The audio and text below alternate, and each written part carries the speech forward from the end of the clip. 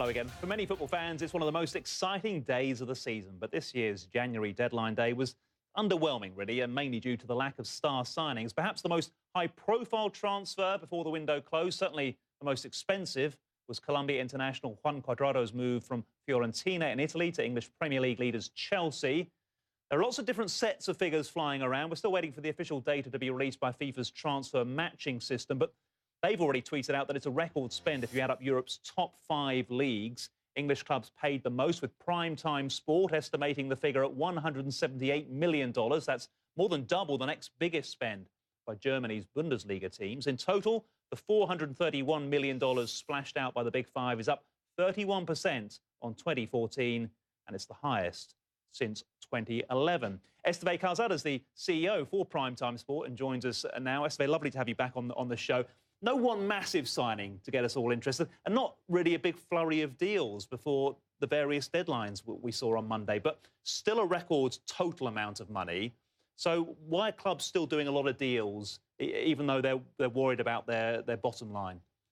Yeah, I mean, obviously, there's a lot of more and more tradition about the deadline day, and if you look at that specifically, it may be disappointing. But as you were just saying, the numbers show a growth, and there's a combination of factors in there. Obviously, the clubs are following strictly the financial fair play regulations.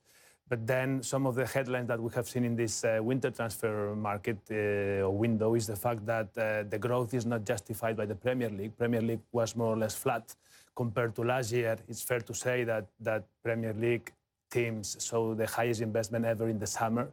So normally we expect the winter to be softer because it's somehow a correction of what happened in the summer. But then more importantly, I think we need to take a look at the sales. Right, so we see this growth because at the same time teams are selling players, just like we saw with Chelsea, a very powerful team. They've got to keep their squads lean. Yeah, and not only that, but even a powerful team like Chelsea has been waiting until the last day to be able to do Cuadrado because he was waiting to be able to sell Sherrill to Wolfsburg, right? Yeah, and we saw more loan deals, we saw more swap deals.